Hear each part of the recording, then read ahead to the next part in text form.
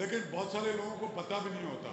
تو عاجز دامرا کا یہ رائٹ ہے, وہ سینیٹر ہیں ہمارے, تو ہم اس کا بھی معلوم کر کے آپ کو بتا دیں. ضرور کھاد پہ کچھ ہو رہا ہوگا.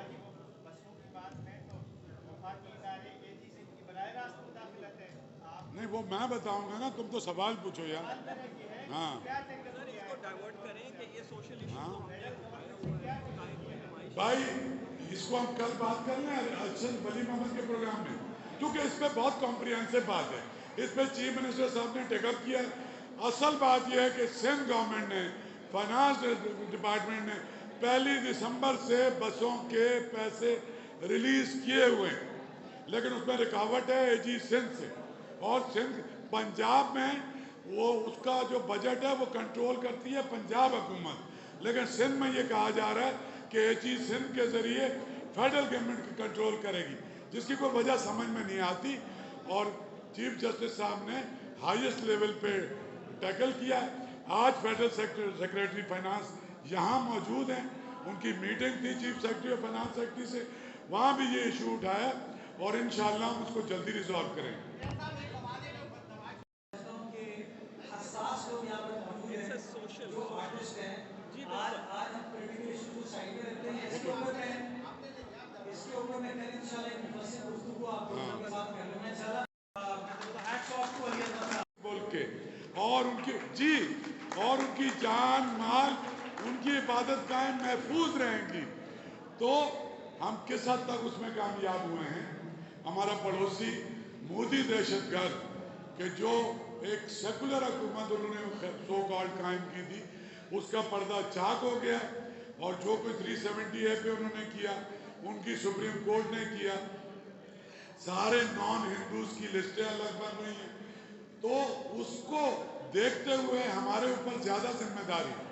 مجھے تو یہ قائد اعظم کے رہنما اصولوں میں تو منارٹی کا لفظ بھی نہیں تھا, کیونکہ وہ ٹریٹ یہ کرتے تھے کہ سارے اس مملکت خداداد پاکستان کے سارے شہری, ان کو رائٹ آف بزنس, زندہ رہنے کا حق, ایکسپریشن کا حق, تمام حق ہوں گے.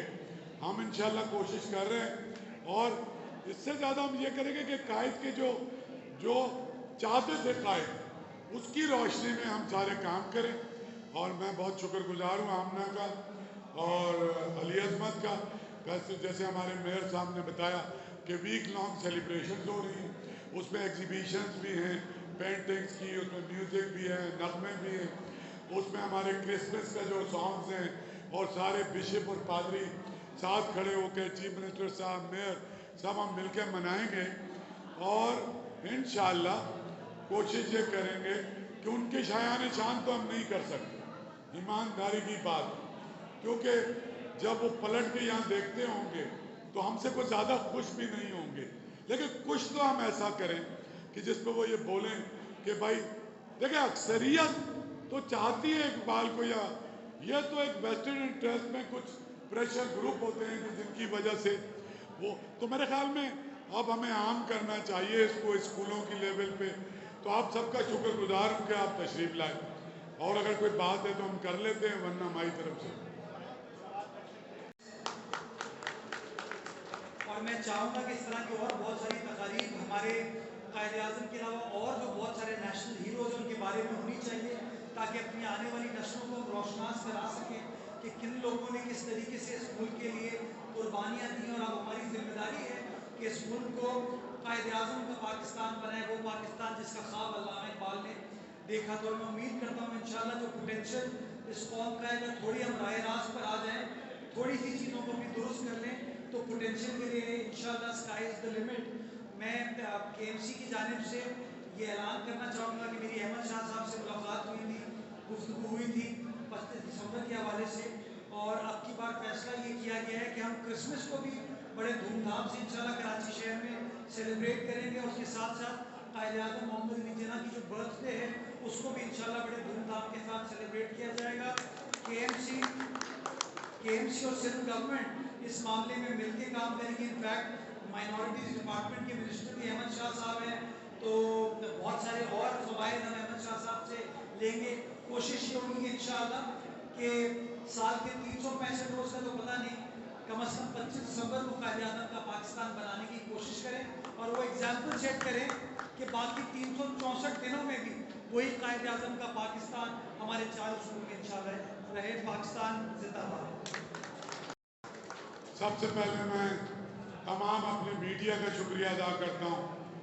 सारा print media, electronic media, bloggers, radio जिस बड़ी तादाद में आए हैं, और इसमें ज़ाहिर है कि कायदे आज़म मोहम्मद अली जिन्नाह और इस एग्जीबिशन की इम्पोर्टेंस, तो हमने ये किया है कि हम एक 24 को नहीं मनाएं, कम से कम एक हफ्ता हमारी सेलिब्रेशन होनी चाहिए।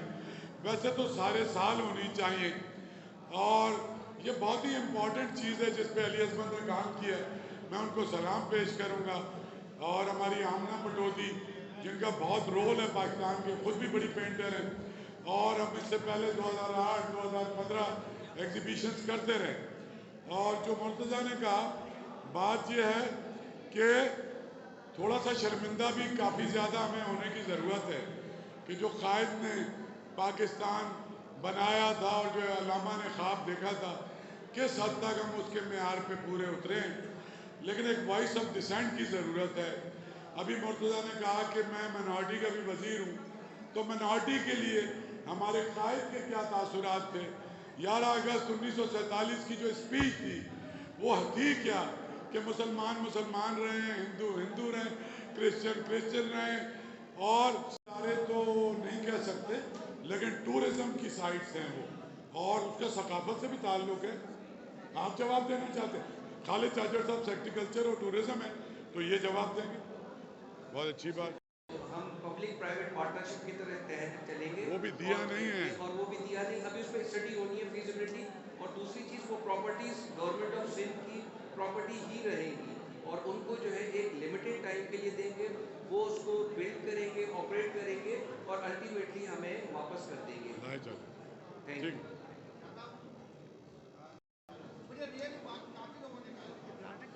ये सवाल ऐसा नहीं है कि इस पे, ये ज़ाती सवाल है। हाँ भाई ब्रदर, कर देंगे, कह रहे हैं ना कर देंगे, कर दिया उन्होंने, बोल दे भाई।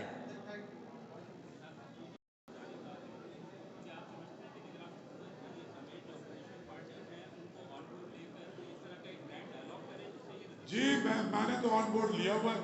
कल मैं बुक फेयर पे गया था, तो चेयरमैन जो हैं MQM के, हेलो, वो खालिद मकबूल साहब मुझे मिल गए थे, और मैं उनके साथ खड़ा भी हुआ। हमने किताबें भी देखी, और मेरी सफदर बासी साहब से भी बात हुई, सरदार रहीम साहब भी बात हुई, मुख्तलिफ चीज़ों पे। तो मेरे से तो शाकिर, अभी तक सिंध गवर्नमेंट से ऑफिशियल शिकायत जस्टिस मकबूल बागर की गवर्नमेंट से किसी ने नहीं की। मैं पहले भी अर्ज कर चुका हूँ कि जब इलेक्शन आता है तो अपनी पार्टी का एजेंडा होता है, अपने अपने वोटर को गैदर कर। और दूसरी बात सुन लें, ये RO और DRO, तो वो एक PTI के साथ कोर्ट चले गए थे, सारा इलेक्शन खटाई में पड़ गया था।